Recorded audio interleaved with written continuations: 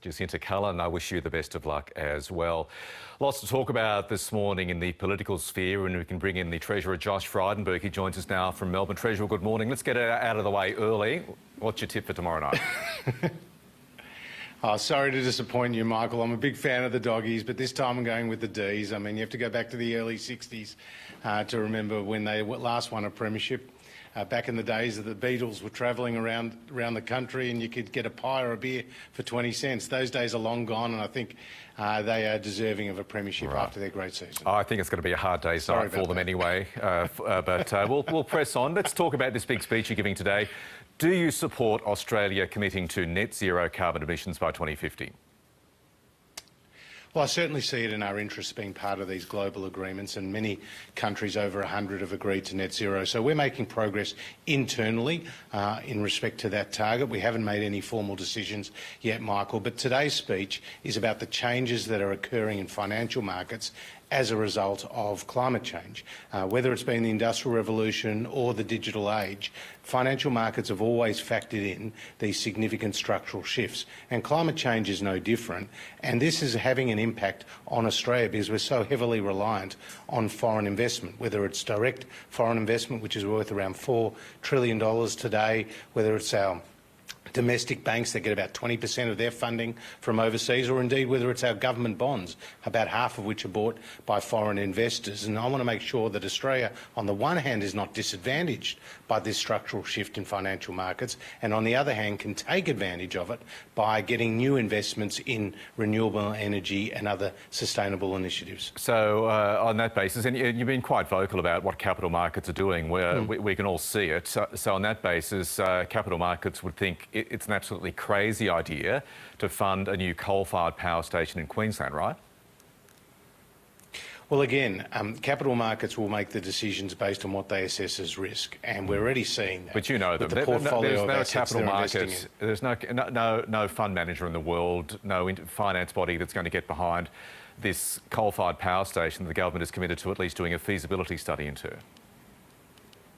Well, again, governments can make decisions, capital markets can make decisions, but you talk about fund managers. I talk in the speech about how the biggest fund managers in the world, the Fidelities, the BlackRocks, they're investing in low-carbon initiatives, but it's also important that we invest across the economy as well as in traditional industries like manufacturing, like agriculture, like the resources sector. Indeed, many of those companies in those sectors are actually at the cutting edge of innovation, and unless we get them to have a smaller carbon footprint, we won't get to net zero. And that's a very important message that Mark Carney, the former Governor of the Bank of England, has been talking about. Don't just blacklist what he calls brown assets, or don't just invest in green assets. You need to smooth the transition across the broader economy. The Prime Minister, I mean, he can't go to Glasgow, right, without having already signed up to net zero 2050. Well, Michael, you know very well that we're having those internal discussions. There are, of course, differences of opinion on many of these issues. We work them through behind closed doors as opposed to in front of them, most of the time, I dare say, and hopefully we get the right result. Certainly, my speech today is about informing the public about the significant change that is taking place in financial markets as a result of climate change, where investors are reassessing risk, reassessing what they consider to be good value. We need to have the regulatory frameworks in place to ensure that investors can make timely and informed decisions, but we also need to prosecute the case for reducing emissions as we are. How much of this is you as Treasurer, and I get it, you're speaking as a policymaker, but also how much of this is this you, Josh Frydenberg, member for Kooyong? It's an inner city seat in Melbourne. You've got a margin of 5.7%. You suffered a 7% swing against you to the Greens at the last election. No, seriously, you talk about having to bring the Nats on side. How nervous are you about going to the forthcoming election with the climate policy you have at the moment? Well, again, I remember at the last election, Michael, probably doing the same sort of interview with you, where people were, having doomsday predictions and expecting us all to be turfed out. It didn't happen like that. What actually happened was that we prosecuted the case for sensible, costed policies to reduce emissions. And if you look at the facts, our emissions profile as a nation is down by more than 20% on what they were in 2005. That's around double the OECD average. It's faster. Reduction in emissions than Canada, than Japan, than New Zealand, than the United States. We've put in place a technology investment roadmap for about $20 billion of investment in renewable energy, and other similar initiatives are being undertaken. That's going to leverage around 3 to 4 times that in terms of private sector investment.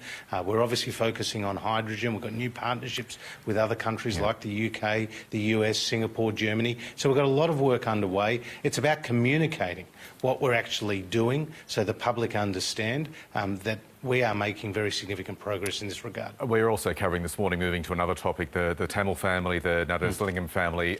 Your colleague Alex Hawke, the Immigration Minister, has granted 3 members of that family a 12-month bridging visa, not 4-year-old Tani. Why can't Alex Hawke use his public interest power to free this 4-year-old child from community detention so this family can go back to Biloela in Queensland? Look, I can certainly understand the sympathy with the family, and that a lot of people want to see this issue resolved in the best interest of the family. At the same time, we've got legal processes in place. There's been legal cases that have been afoot, and we've also got our border protection policies. The particular details of that case are handled by the relevant minister.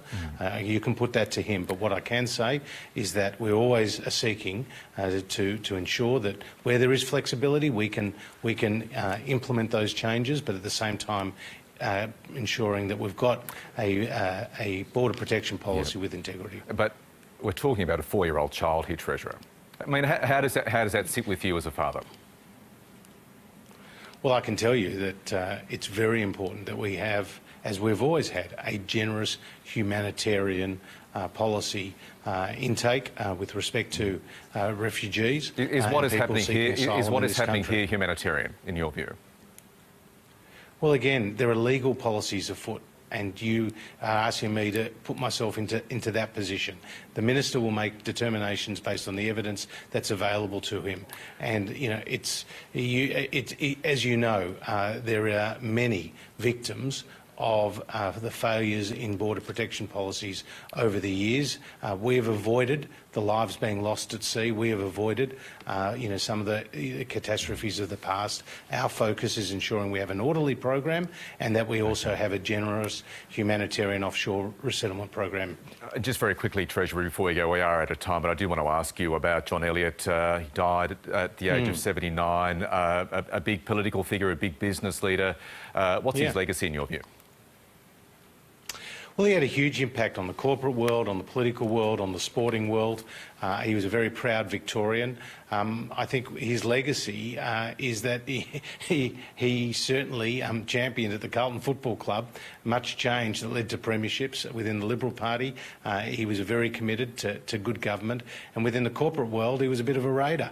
He was a bit of a larrikin, and he was a larger-than-life figure. So he will be sorely and sadly missed, and my thoughts today are with his family, because he lived a very full life, and he certainly had a lot of friends. OK, we'll leave it there, Treasurer. You don't want to change your footy tip before we go? Michael, I'm sure I'll get a message if the Dogs get there. But you've had your fairy tale already this decade. Let's leave it to the Demons. All right, yeah, expect that message tomorrow night. Treasurer, thanks for joining us. Thank you. OK, let's check your